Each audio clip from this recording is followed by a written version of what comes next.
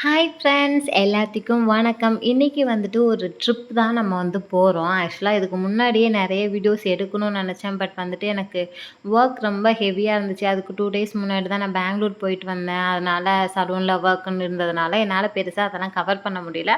நாங்கள் ஏலகிரி போனதை தான் நாங்கள் கவர் பண்ணோம். இந்த சம்மர் வெக்கேஷனுக்காண்டி நாங்கள் வந்து ஏலகிரி தான் பிளான் பண்ணியிருந்தோம். ஸோ காலையில் ஒரு 7 o'clock கிளம்பலாம் அப்படின்னு ஒரு பிளான் இருந்துச்சு. பட் வந்துட்டு ரொம்ப டிலே ஆகி நாங்கள் வந்துட்டு ஒரு 9:30 ஆகிட்டு நாங்கள் கிளம்பவே. நாங்கள் ஏலகிரி போய் ரீச் ஆகிறதுக்கே எங்களுக்கு கிட்டத்தட்ட 1 மணி கரெக்டாக நாங்கள் லன்ச் டைம் தான் நாங்கள் போகவே செஞ்சோம். போகிற இடம்னா ரொம்ப சூப்பராக இருந்துச்சு. அந்த ஹைவேஸ் எல்லாமே பார்க்க அவ்வளோ அழகாக இருந்துச்சு. நம்ம இந்த சைடு தானே, அதாவது இந்த மதுரை, வத்தலக்குண்டு, கொடைக்கானல் அந்த மாதிரி ஏரியா போயிருக்கோம். பட் இந்த மாதிரி இது இப்போ தான் நம்ம ஃபஸ்ட் டைம் போகிறோம். ஏலகிரி இது தான் ஃபஸ்ட் டைம் நான் போகிறேன். ஸோ அது எல்லாத்தையுமே பார்த்துட்டு நல்லா ரிலாக்ஸாக போனோம். போகச்சில நிறைய டீ குடிச்சிட்டு, காஃபி குடிச்சிட்டு, ஜூஸ் குடிச்சிட்டு, நல்லா ஃபன்னாக பேசி சிரித்து ஒரு மாதிரி நல்லா கலகலப்பாக போனோம்.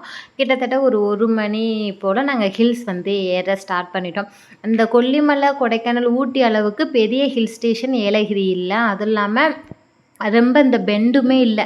சும்மா நார்மலாக கொஞ்சம் ஒரு 10 கிலோமீட்டர்ஸ் கூட இருக்குமான்னு தெரில. ரொம்ப சீக்கிரமாகவே மலை ஏறின மாதிரியும் இருந்துச்சு. அதை விட ரொம்ப சீக்கிரமாக மலை இறங்கிட்டோமே. ரொம்ப பெண்டெல்லாம் கம்மியாக தான் இருந்தது. நாம் வந்துட்டு ஏலகிரி போகிறோம், குளிரும் அப்படி இப்படின்னு யாருமே இந்த டைமில் எதிர்பார்த்து போகாதீங்க. ஏன்னா அங்கே சுத்தமாக வந்துட்டு குளிரே இல்லை. நாம் கொடைக்கானலும் ஊட்டியும் போகச்சில பாதி மலை ஏறினோன்னுமே நம்மளுக்கு அப்படியே கொஞ்சம் கொஞ்சமாக நடுங்க ஆரம்பிக்கும். பல்லெல்லாம் டைப் பண்ணும், காதெல்லாம் அடைக்கும், ஒரு மாதிரி இருக்கும். பட் இங்கே அது எதுவுமே இல்லை. கொஞ்சம் மேக்கப் அதிகமாக தெரியுதோ பரவாயில்ல, ஏன்னா நம்ம அவுட் சைடு வந்திருக்கோம். ஆனால் நம்ம மேக்கப் போட்டுக்கலாம். சரி, நாங்கள் 1 மணிக்கு ரீச் ஆனாலுமே கொஞ்சமாக ஃப்ரெஷ்அப் ஆகிட்டு சாப்பிட ஆரம்பிச்சிட்டோம். ஸோ கொஞ்சம் ஃபுட்டெல்லாம் வாங்கிட்டு வந்தோம் வெளியவே. ஓகே, இப்போ நான் வந்து ஃப்ரெஷ்அப் ஆகிட்டோம்.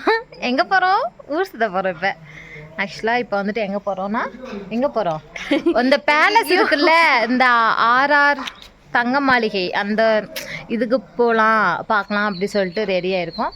ஸோ இதுதான் எங்களோட ஓவரால் அவுட்ஃபிட். சந்திக்கா பார்த்திங்கன்னா எவ்வளோ ஹீரோயினி மாதிரி இருக்காங்க.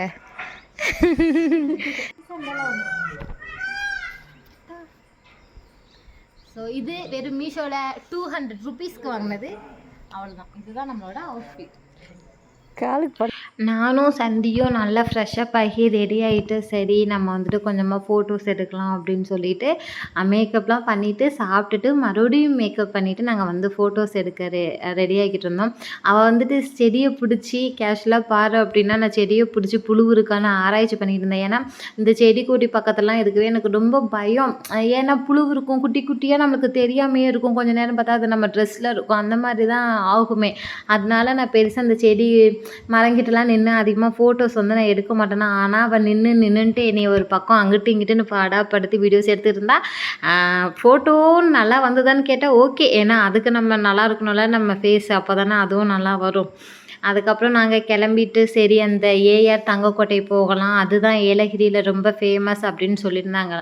சரி அங்கே கிளம்பலாம் அப்படின்னு சொல்லிட்டு ரெடி ஆகிட்டு அங்கே தான் ஃபஸ்ட்டு கிளம்புனோம். ஏலகிரி வந்துட்டு எப்படின்னா ரொம்ப ஒரு மாதிரி கிராமம் மாதிரி தான் இருந்துச்சு. பெரிய ஹில் ஸ்டேஷன் மாதிரி சத்தியமாக இல்லை. நான் இது வரைக்கும் போன ஹில் ஸ்டேஷன் இது கொஞ்சம் ரொம்ப டிஃப்ரெண்ட்டாக தான் இருந்துச்சு. ஏதோ நார்மலாக இருக்கிற மாதிரி தான் இருந்துச்சு. சரி ஏஆர் தங்கக்கோட்டை விசிட் பண்ணிடலாம் அப்படின்ட்டு நாங்கள் அங்கே கிளம்பி போயிட்டு அங்கே பர் ஹெட் வந்து 350 வந்து சார்ஜ் பண்ணாங்க. போயிட்டு நம்மளுக்கு போனதுமே உள்ள அவ்வளோ ஒரு பிரம்மாண்டமான ஒரு கோட்டைனே அது உண்மையாகவே சொல்லலாம். அதுக்கப்புறம் நம்மளுக்கு வெல்கம் ட்ரிங்க்ஸுமே போனதுமே நம்மளுக்கு கொடுப்பாங்க. அப்புறம் காஃபி டீயுமே நம்மளுக்கு காம்ப்ளிமெண்ட்ரி பண்ணி கொடுப்பாங்க. அதுக்கப்புறம் நாங்கள் எல்லாமே சுற்றி பார்த்துட்டு கொஞ்சம் டயர்ட் ஆகிட்டு ஏன்னா இந்த ஏஆர் தங்கக்கோட்டை வந்துட்டு ரொம்ப ஒரு சூப்பரானது. ஸோ அதை வந்துட்டு என்னால் இந்த விளாகில் கவர் பண்ண முடியல. நான் நெக்ஸ்ட் விளாகில் கண்டிப்பாக கவர் பண்ணி போடுறேன். அதுக்கப்புறம் அந்த கோட்டையெல்லாம் பார்த்துட்டு மறுபடியும் ரூம் போயிட்டு ஃப்ரெஷ்அப் ஆகிட்டு பார்க்கு போகலாம் அப்படின்ட்டு போனோமா. அங்கே எங்களுக்கு கொஞ்சம் பட்ஜெட் இடிச்சதுனால இந்த லேக் ஓரமாக நிறைய ஸ்ட்ரீட் ஷாப்பிங் வந்து இருந்துச்சு. அப்பயுமே அந்த ஏலகிரியில் பஸ் ஸ்டாண்ட் பக்கத்தில் இந்த 159 எந்த பொருள் எடுத்தாலும் அப்படின்னு போட்டிருந்ததா சும்மா சும்மா சின்ன சின்ன கண்ணாடி டப்பா எல்லாமே 159 இருக்குது. நம்மளுக்கு டிமார்ட்லேயே இதை விட பெஸ்ட்டாக கிடைக்கும், மீஷோவில் அதை விட ரொம்ப பெஸ்ட்டாக கிடைக்கும். இங்கே வந்து நம்ம ஏன் வாங்குவானே அப்படின்ட்டு உள்ளே போய்ட்டு சும்மா சுற்றி மட்டும் பார்த்துட்டு மறுபடியும் அந்த ஸ்ட்ரீட் சைடு அந்த லேக் ஸ்ட்ரீட் இருக்கு இல்லையா, அதுக்கு கிட்ட போயிட்டு நாங்கள் வந்து சின்ன சின்ன கம்மல்லாம் பார்த்துட்டு இருந்தோம். பட் அந்தளவுக்கு பெருசாக எதுவும் இல்லை, ஏன்னா நானும் அதிகமாக போட மாட்டேன் கோல்டு தவிர. அதனால் நான் சும்மா வேடிக்கை மட்டும் பார்த்துட்டு சீனாக 2 வீடியோ மட்டும் எடுத்துகிட்டு வந்துட்டேன். அதுக்கப்புறம் நம்மளுக்கு இந்த மீன் பார்த்தாலே நம்மளுக்கு வந்து வாய் நாக்கு எல்லாம் ஊற ஆரம்பிச்சிடும், அது ஏன்னே தெரியல. அதுக்கப்புறம் ஒரு சில மீன் அந்த ஜிலேபி, அப்புறம் வந்துட்டு நெத்திலி, மத்தி மீனெல்லாம் இருந்துச்சு. அதெல்லாம் ஒரு இது மட்டும் வாங்கிட்டு அப்புறம் ஃப்ரை பண்ண சொல்லிவிட்டு ஃப்ரை பண்ணி அது மட்டும் சாப்பிட்டேன்னா, அதுக்கப்புறம் நைட்டு சாப்பிட்றப்போ மீன் சாப்பிட்டும் நம்மளுக்கு வந்து வயிறு கொஞ்சம் வேலைப்பாடு காமிச்சு விட்டுட்டு அதுக்கப்புறம் பெருசாக எதுவுமே சாப்பிட முடியல. அப்புறம் நைட்டு வந்து ரொம்பவே மைல்டாக 2, 3 தோசை மட்டும், 2, 3 இல்லை, கொஞ்சம் தோசை மட்டும் சாப்பிட்டுட்டு கூடவே பானிபூரியும் அடித்து நவுத்திட்டு நாங்கள் வந்துட்டு அகைன் ரூமுக்கு போயிட்டோம். நைட்டுமே குளிர் அதிகமாக இருந்துச்சுன்னு பார்த்தீங்கன்னா கிடையாது, சுத்தமாக குளிரே இல்லை, அவ்வளோதான். அப்புறம் தூங்கி எந்திரிச்சாச்சு. காலையில் வந்துட்டு நைட்டு நாங்கள் சாப்பிட்டுட்டு ரூம் போகிறப்ப என்ன பேசியிருப்போம்னா, சடனாக பிளான் மாதிரி காலையில் ஒகேனக்கல் கிளம்பிடலாம்.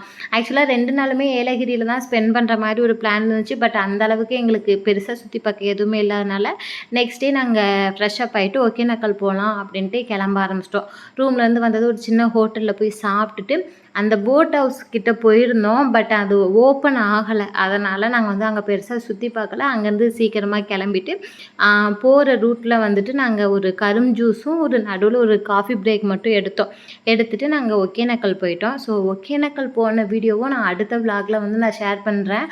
தனித்தனியாக வரும். இதுக்கு நடுவில் நான் 2 டேஸ்க்கு முன்னாடி பெங்களூருமே போயிருந்தேன். ஸோ அந்த விலாகுமே நான் எடுத்து வச்சுருக்கேன். அடுத்த வர்ற வீடியோவில் கண்டிப்பாக நான் போடுறேன். அதுக்கு மறக்காமல் வீடியோவை முழுசாக பார்த்து பிடிச்சிருந்தா லைக் பண்ணி ஷேர் பண்ணி நம்ம சேனலையும் மறக்காமல் சப்ஸ்கிரைப் பண்ணிடுங்க.